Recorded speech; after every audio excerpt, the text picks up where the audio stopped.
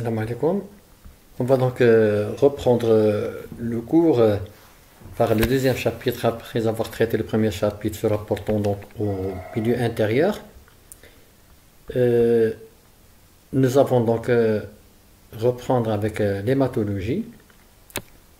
Ce cours donc d'hématologie consiste à l'étude physiologique et pathologique du sang. Et on va voir au cours donc de ce cours les bases anatomiques et physiologiques du sang.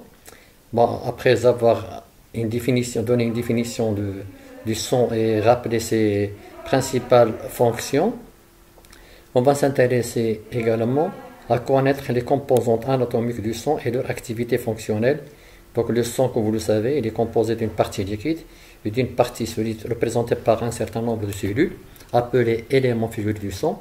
On va donc étudier les composantes anatomiques du sang et de l'activité fonctionnelle, à savoir le plasma, les protéines plasmatiques qui jouent un rôle très important dont on a parlé déjà dans la partie du milieu intérieur, et puis les trois types d'éléments figurés qui sont les globules rouges, les leucocytes et les plaquettes.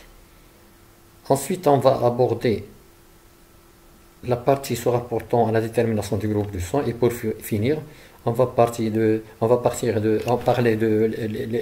l'hématopoïèse, qui est donc l'ensemble des mécanismes qui permettent donc la synthèse et le renouvellement des cellules sanguines.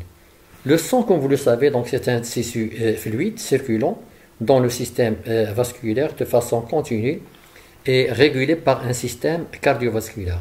Bon, le système cardiovasculaire, vous savez très bien, il est composé du cœur et des vaisseaux. Le cœur, donc, c'est une pompe qui va pomper le sang et va le propulser à travers ce système vasculaire constitué donc d'artères, de capillaires et des veines. Donc, je rappelle que les artères, c'est les vaisseaux qui transportent le sang du cœur et le distribuent aux différents organes. Les capillaires, c'est le lieu des échanges des nutriments et des déchets entre le plasma et le liquide interstitiel au niveau cellulaire.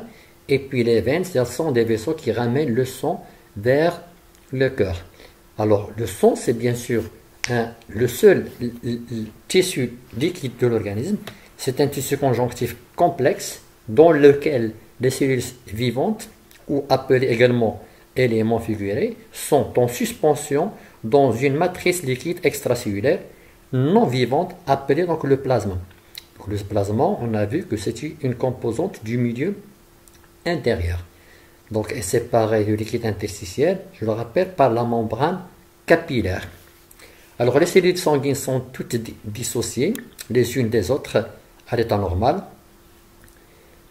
Et grâce à la plasticité remarquable de cellules sanguines, le sang assure plusieurs fonctions qui sont toutes liées de près ou de loin au transport de substances, à la régulation de la concentration de substances sanguines.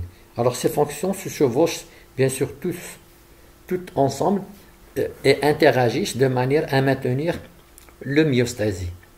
Alors, parmi ces fonctions du sang, comme on a dit, il y en a qui jouent un rôle dans le transport, ce sont donc des fonctions de transport ou de régulation. Alors, parmi les fonctions de transport, vous savez très bien que le sang permet le transport de l'oxygène des poumons au tissu, le transport de CO2, dioxyde de carbone, jusqu'aux poumons afin que ces derniers l'expulsent vers l'extérieur, vers l'environnement. Il transporte également des substances vitales, comme par exemple le glucose, du foie aux différents tissus. Transport également des produits nuisibles, qu'on appelle déchets métaboliques, tels que l'urée, des différents tissus au rein pour que ce dernier les expulse dans l'urine. Donc il transporte des déchets à travers vers des organes qui vont l'expulser vers l'extérieur. Par exemple, on a parlé de l'urée, mais on peut parler également du CO2. Donc il le transporte vers les poumons pour l'expulser vers l'extérieur. De même qu'il transporte des signaux hormonaux ou des hormones. Vous savez très bien qu'une hormone est synthétisée par une glande et libérée dans le sang, elle est transportée vers son organe cible, effecteur, où il va interagir.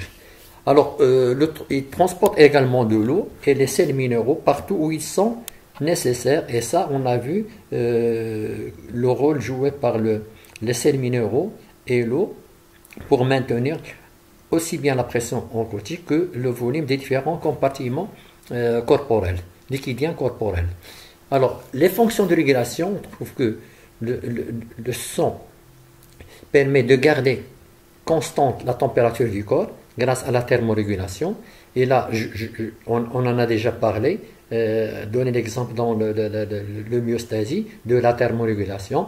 Donc, le sang qui circule dans les vaisseaux, ces vaisseaux, ils peuvent subir soit une vasodilatation quand il fait chaud pour permettre d'augmenter la surface d'échange avec l'extérieur et donc il permet une déperdition de la chaleur de notre corps pour que la température du corps se maintienne à 37 degrés, ou bien inversement quand il fait froid. Les vaisseaux se rétrécissent, donc minimisent la circulation et la surface d'échange avec le milieu extérieur, donc pour conserver la chaleur et la température du corps. Et grâce à l'action des plaquettes, le son joue également un rôle dans l'hémostase, qu'on appelle donc les phénomènes qui permettent de boucher toute blessure ou fissure pouvant survenir dans le corps, suite à une hémorragie par exemple. Il permet le maintien également du pH, et ça on va le voir grâce à la fonction principale de l'hémoglobine qui est le pigment respiratoire contenu dans les globules rouges. Permet également de maintenir un volume constant dans le liquide circulatoire. Donc ça on en a déjà parlé dans les échanges hydriques entre les compartiments. Et c'est, comme je vais vous le rappeler, c'est les pressions osmotiques dans les différents compartiments qui vont orienter l'échange de l'eau d'un compartiment à un autre. Il joue également un rôle dans la défense du corps contre les microbes qui produisent des infections grâce à l'action de globules blancs. Donc vous savez très bien que les globules blancs ils jouent un rôle dans l'immunité, dans la défense de l'organisme contre les corps étrangers. Alors parmi toutes ces fonctions, il faut retenir que la fonction, dans les fonctions de transport CO2 et de l'oxygène, ainsi que la fonction des plaquettes qui interviennent dans l'hémostase, et puis la fonction de l'immunité grâce aux globules blancs, ce sont donc des fonctions spécifiques de sang. Il n'y a que le sang qui peut donc réaliser ces fonctions ou bien assurer ces fonctions dans notre organisme. Et c'est une chose à retenir. Alors, parmi les caractéristiques physiques du sang, on doit citer que le sang présente donc un certain nombre de caractéristiques constantes dont la modification peut être liée à des pathologies. Par exemple, si le sang devient visqueux, c'est quelque chose qui est anormal.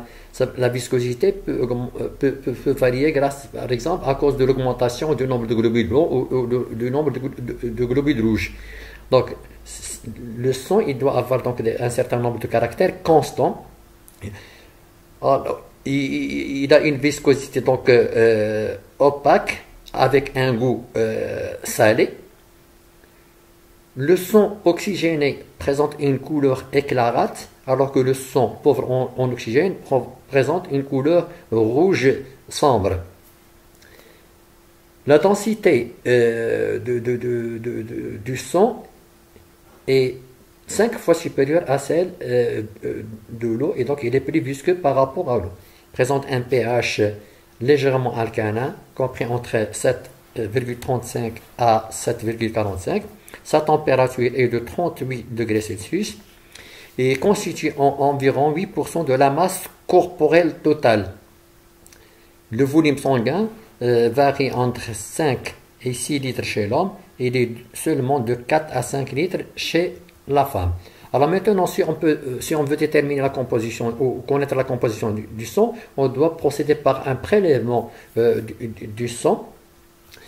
Prélèvement du sang auquel on achète un anticoagulant qu'on met dans un tube, et après centrifugation, on va donc séparer deux phases, une phase liquide qui correspond au plasma et une phase solide constituée de deux parties, une partie rouge qui correspond donc au globule rouge et une couche blanchâtre qui correspond donc à la couche des leucocytes.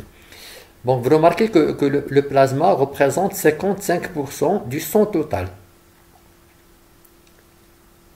alors que les éléments figurés du sang représentent 45% du sang total. La première partie elle est moins dense, alors que cette partie elle est plus dense. Alors pour la couche leucocytaire, vous voyez qu'elle représente moins de 1% du sang total. Donc le pourcentage des éléments figurés par rapport au son total correspond donc à l'hématocrite. Alors si l'on recueille cette fois-ci du sang dans un tube sans additionner l'anticoagulant, alors le sang il prend rapidement l'aspect d'une gelée. Donc il forme un culot, ce qu'on appelle le sang coagulé. Et ceci quelques heures après sans prélèvement de l'organisme. Alors au fond du tube, une masse sombre qui est donc correspond au caillou. Et au-dessus, donc le liquide jaunâtre, là, donc ce liquide-là, correspond au sérum. Donc le sérum, c'est donc le plasma débarrassé de la protéine de coagulation qui est la fibrinogène. Alors ça veut dire que, vous voyez que le culot, il a été formé, pourquoi? Parce que cette protéine de coagulation qu'on trouve dans le plasma a été transformée en filament de fibrine et donc n'est plus soluble. Donc la différence entre le sérum et le plasma, c'est que le sérum ne contient pas la fibrinogène, c'est-à-dire la protéine de coagulation. Le sérum est donc incoagulable. Donc je rappelle, pour obtenir donc un plasma, il faut prendre le sang auquel vous additionnez l'anticoagulant et après centrifugation, vous avez donc deux phases, une phase liquide qui correspond au plasma et une phase solide qui correspond donc aux éléments figurés. Par contre, si vous additionnez pas d'anticoagulant et vous laissez décompter ou vous centrifugez, vous allez avoir donc séparation de deux phases, mais la phase liquide correspond donc au sérum. Donc maintenant, j'espère que vous allez bien retenir la différence entre le plasma et le sérum. Le plasma, donc il correspond donc à la proportion du sang qui ne contient pas les cellules sanguines. Donc nous avons vu qu'il représente environ 55% du sang total. Il peut être obtenu donc après le recueil du sang dans un tube anticoagulé par sédimentation ou plus rapidement par centrifugation. Donc c'est une chose qu'on a déjà dit. Il est constitué en très grande partie d'eau, 82% d'eau, et contient des électrolytes. Parmi ces électrolytes, il y a des sels minéraux. Donc souvenez-vous, donc on a, à titre de rappel, le plasma donc, qui est donc une composante de milieu intérieur. Le principal ion du plasma, c'est donc le sodium. Alors les produits, il contient également des produits de métabolisme cellulaire. On trouve donc l'urée, bilirubine, le CO2, contient des enzymes, des hormones, des nutriments bien sûr, et des protéines. Et parmi ces protéines, on trouve principalement comme protéine principale l'albumine qui représente à 60%. Avec l'albumine, il y a les globulines à 36%, la fibrinogène et bien sûr d'autres protéines représentent 4%. Le taux normal des protéines sanguines est de 70 grammes par litre. Parmi les globulines, deux groupes ont une grande importance en hématologie et qui jouent donc des fonctions spécifiques ou donnent des fonctions spécifiques au sang. Alors ces protéines sont donc les protéines de coagulation, la fibrinogène, et les immunoglobulines ou gamma-globulines. Ils correspondent donc aux anticorps. Ils peuvent être utilisés de façon plus précise par des techniques immunologiques, comme l'immunoélectrophorèse. Alors, une étude par électrophorèse permet donc de séparer les protéines sériques. Et pour vous remarquer donc sur ce tracé, il y a une protéine qui présente un pic très important qui correspond donc à l'albumine, représente 59,5%. Alors que les globulines, il y a 4 types de globulines, alpha 1, alpha 2, bêta 1 et des gamma globulines.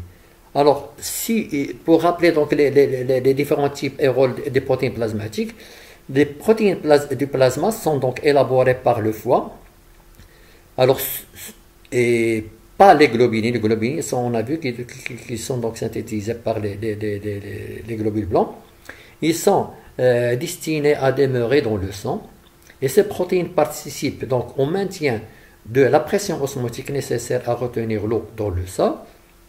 Et ce rôle est joué principalement par l'albumine. Ils interviennent dans le maintien de pH sanguin et renferme donc le facteur de coagulation, fibrinogène et la prothrombine qui limite donc les pertes de sang suite à une hémorragie. D'autres protéines, les globulines, jouent un rôle dans l'immunité, ils protègent donc l'organisme. D'autres sont impliqués dans le transport de substances telles que lipides, hormones et certains ions et vitamines. Donc, en résumé, les protéines jouent donc principalement quatre fonctions. Le maintien de la pression osmotique et en conséquence du volume des compartiments liquidiens. Le maintien de pH joue un facteur dans la coagulation et certains globulines jouent un rôle dans la défense de l'organisme et peuvent avoir également un rôle de transporteur. Vous avez donc dans ce tableau le résumé de la composition du plasma.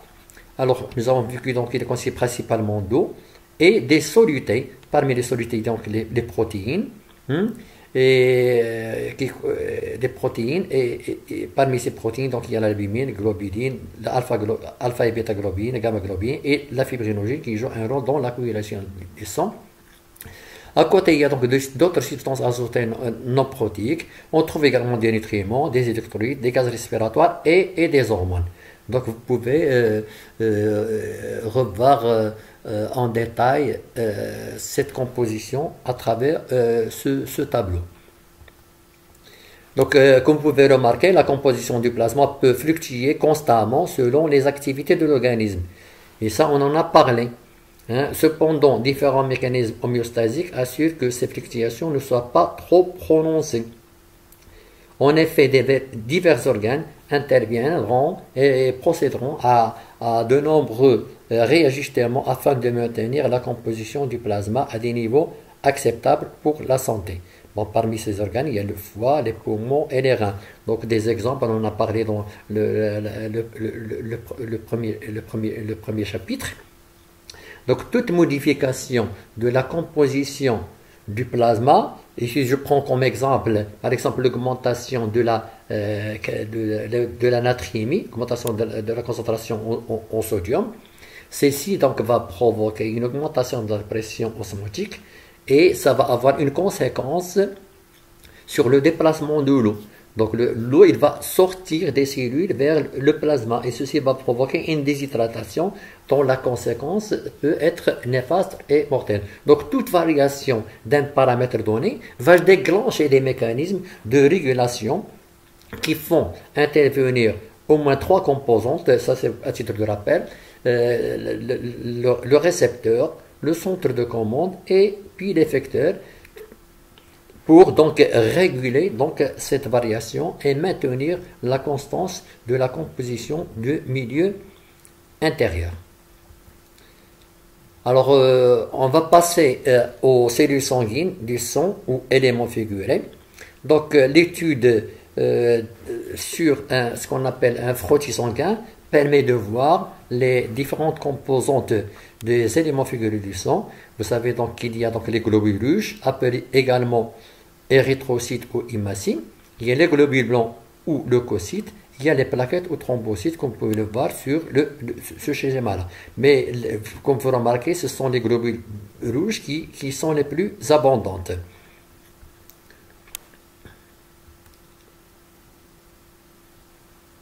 Vous avez donc là également un tableau qui résume donc la composition du sang chez l'adulte. Donc, le sang, il représente donc 8% de la masse corporelle. Il y a la partie plasmatique et puis les éléments figurés du sang. Dans le plasma, il y a bien sûr les protéines qui représentent 7% et l'eau 91 à 5%. Avec d'autres solutés qui représentent 1,5%.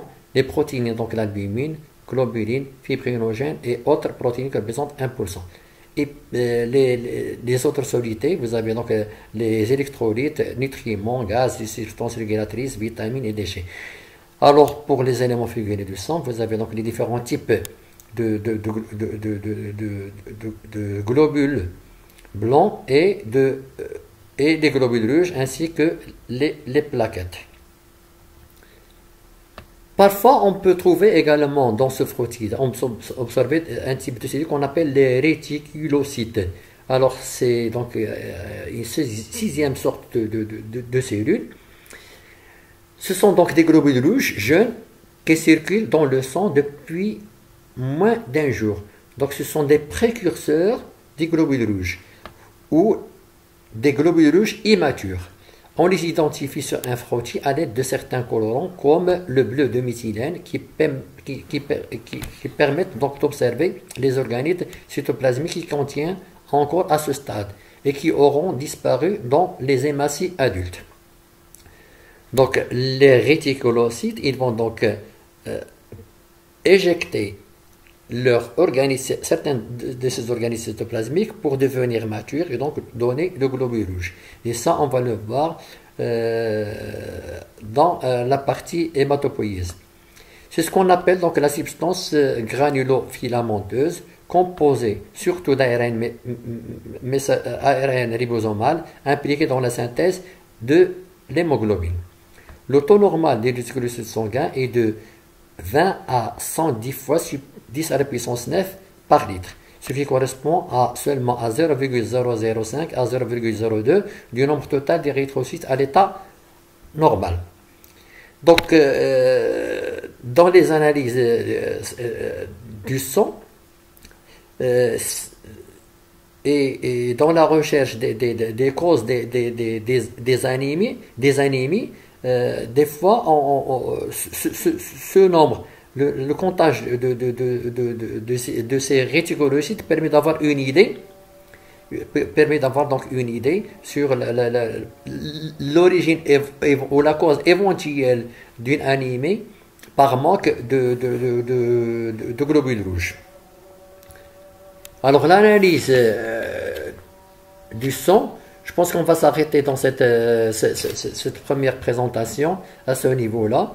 Et puis je vais donc reprendre à partir donc de cette partie.